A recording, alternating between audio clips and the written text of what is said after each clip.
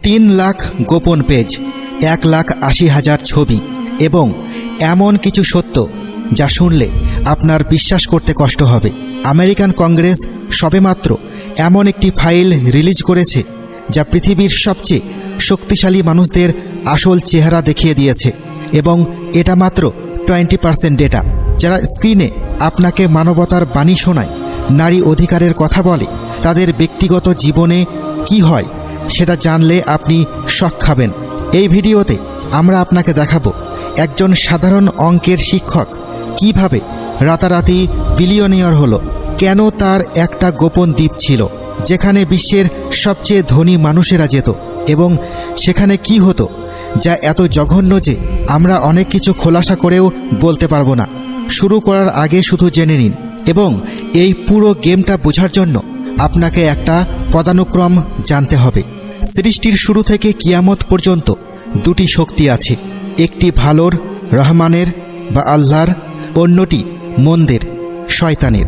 আল্লাহ তাআলা তাঁর নবীদের ওপর কিতাব নাজিল করে মানুষকে বুঝিয়েছেন যে দুনিয়ায় তাদের কেন একটি ধর্মের, একটি আইনের, একটি নিজামের প্রয়োজন। কারণ যদি এই আইন না থাকে তবে এই পৃথিবী জঙ্গলে পরিণত হবে। প্রত্যেক শক্তিশালী ব্যক্তি দুর্বলকে শেষ করে দিবে, জুলুম করবে। অন্যদিকে শয়তান আল্লাহকে চ্যালেঞ্জ করে রেখেছে যে আমি আপনার প্রতিটি বান্দাকে জাহান্নামে পৌঁছে নিজেকে সত্য প্রমাণ করব। এই মানবজাতি আমার চেয়ে কোনোভাবেই শ্রেষ্ঠ নয় এবং এই কাজের জন্য শয়তানের সবচেয়ে বড় হাতিয়ার হলো অ্যান্টিক্রাইস্ট অর্থাৎ দাজ্জাল, আর তার নিচে আছে তার পয়গম্বররা, মানে যারা শয়তানের বার্তা পৌঁছায়, তার নিয়ম বাস্তবায়ন করে। এরাই হলো দুনিয়ার সেই সিক্রেট সোসাইটি বা গোপন সংগঠনের মেম্বার, যারা শয়তানি ব্যবস্থাকে সাধারণ মানুষের ওপর, আপনার ও আমার ওপর চাপিয়ে দিতে চায়, যে কোনো পর্যায়ে যেতে হোক না কেন। এরা সেই লোক যারা যুগে যুগে বিভিন্ন রূপে শয়তানের পূজা করে এসেছে। কিন্তু প্রশ্ন হলো, যদি এটা এতই গোপন তবে আমরা কিভাবে জানলাম? যখনই আমরা আমাদের ভিডিওতে এই স্যাটানিক সিক্রেট সোসাইটিগুলোর ব্যাপারে বলি যে তারা কিভাবে পৃথিবী থেকে ধর্মকে শেষ করে শয়তানের নিয়ম চালু করতে চায়, ফুড চেইন হোক, রাজনীতি, media, fashion industry, film industry বা যুদ্ধ, তখন লোকেরা প্রশ্ন করে এটা এতই গোপন হলে আপনারা কিভাবে জানলেন? কারণ এটা সত্য যে এই ধরনের গোপন বিষয় কখনো পাবলিক করা হয় না।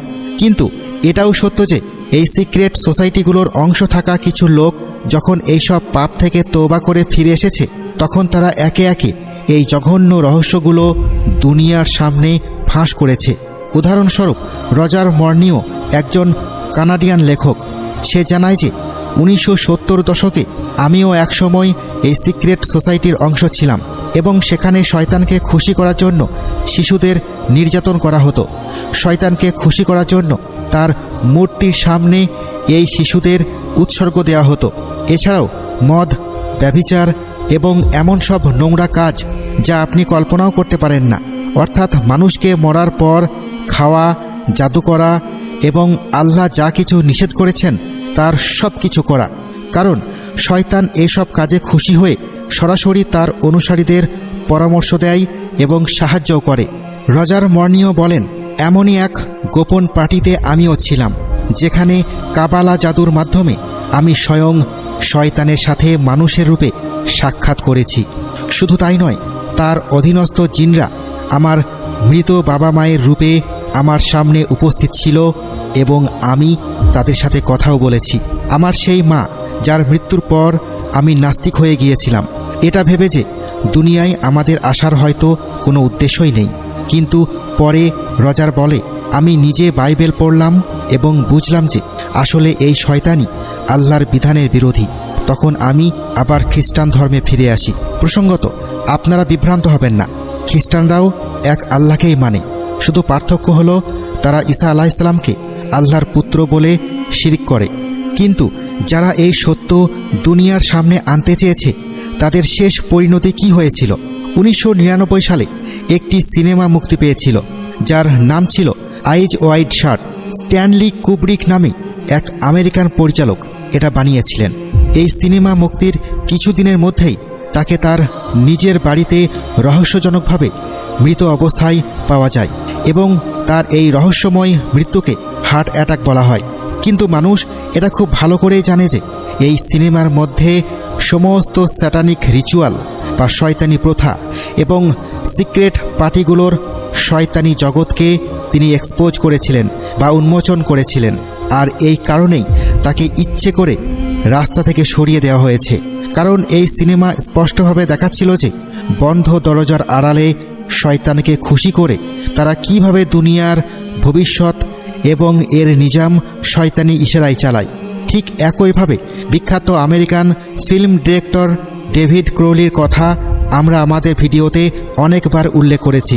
তিনি তার সিনেমায় যা 2017 সালে মুক্তি পাওয়ার কথা ছিল এবং যার নাম ছিল গ্রে স্টেট, সেখানে দেখিয়েছিলেন যে ভবিষ্যতে এরা শয়তানের পরামর্শে দুনিয়াকে ডিজিটাল গোলামির দিকে নিয়ে যাবে, চাই সেটা তাদের ইচ্ছাই হোক বা জবরদস্তি। কারণ যে ব্যক্তি এটা অস্বীকার করবে তারা হয়তো তাকে বন্দি করবে অথবা তার সব কিছু কেড়ে নেবে, তা খাবার হোক বা জীবন।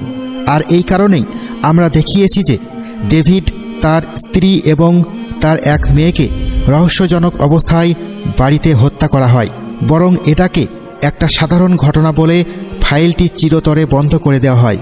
কিন্তু সারা দুনিয়া ভালো করে জানে এর পেছনে কারা ছিল। আর এখন সম্প্রতি জেফ্রি এপস্টাইন ফাইলের যে ডেটা লিক হয়েছে তা না শুধু এই সমস্ত লোকের মুখোশ খুলে দিয়েছে, বরং তথাকথিত লিবারেল এবং মানবাধিকারের ঠিকানাদের মুখে চুনকালিও মেখে দিয়েছে।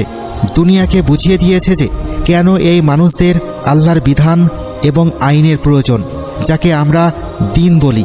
তা যদি না থাকে তবে তাই ঘটবে যা এই এলিট ক্লাস দুর্বলদের সাথে করে এবং এরপরেও তাদের উপর কোনো আইন প্রয়োগ হয় না। এবার 3 লাখেরও বেশি গোপন পেজ, 1,80,000-এরও বেশি ছবি এবং 20,000-এরও বেশি ভিডিও, জেফ্রি এপস্টাইনের ব্যক্তিগত ফাইল বা ডকুমেন্ট আমেরিকান ডিফেন্স ডিপার্টমেন্ট ও আমেরিকান কংগ্রেস বিল পাশ হওয়ার পর রিলিজ করেছে, যাতে এমন সব তথ্য ফাঁস হয়েছে যা আপনার লোম খাড়া করে দেবে। আমরা সোশ্যাল মিডিয়ায় আগে থেকেই থাকা এই তথ্য রিপিট করব না, শুধু সংক্ষেপে পুরো গেমটা বোঝাবো যে এই সব কেন হচ্ছে এবং এর উদ্দেশ্য কী। জেফ্রি এপস্টাইন ব্রুকলিন, নিউ ইয়র্কের একজন সাধারণ অঙ্কের শিক্ষক ছিল, কিন্তু হঠাৎ করে তার ভাগ্য এমনভাবে বদলালো যে সে কিছু বছরের মধ্যেই বিলিয়নিয়ার হয়ে গেল। দুনিয়ার সামনে তার কাজ ছিল ধনী লোকদের ফিনান্সিয়াল অ্যাডভাইস দেওয়া এবং তাদের সম্পদ ম্যানেজ করা। কিন্তু বাস্তবতা হলো এই পুরো ঘটনায় 2টি প্রধান চরিত্র আছে। এক তো জেফ্রি এপস্টাইন নিজে এবং অন্যজন তার গার্লফ্রেন্ড ঘিসলাইন ম্যাক্সওয়েল, যে আসলে ছিল একজন ইহুদি গুপ্তচর। আর এরা দুজনেই এই দখলদার রাষ্ট্রের ইসরায়েলের গোয়েন্দা সংস্থার চর ছিল, কারণ জেফ্রি এপস্টাইনকে নিজের কানেকশনের মাধ্যমে বিখ্যাত রাজনীতিবিদ এবং সেলিব্রিটিদের সাথে পরিচয় করিয়ে দিত এই গার্লফ্রেন্ডই।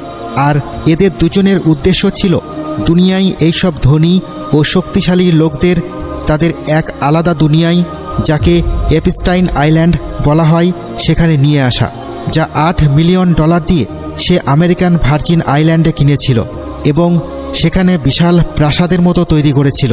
এটি ছিল একটি বিচ্ছিন্ন দ্বীপ, যেখানে দুনিয়ার প্রভাবশালী লোকেদের ডেকে এনে এমন সব নোংরা ও জঘন্য কাজ করা হতো যা আপনারা ভাবতেও পারবেন না। বিশেষ করে ছোট শিশুদের নির্যাতন, তাদের টর্চার করা এবং তাদের মরার পর তাদের শরীরের মাংস খাওয়া। আপনারা কি কল্পনা করতে পারেন? সারা পৃথিবী থেকে ছোট মেয়েদের অপহরণ করে তাদের অসহায়ত্বের সুযোগ নিয়ে এখানে আনা হতো এবং এই ধনী ও শক্তিশালী লোকেদের সামনে পেশ করা হতো।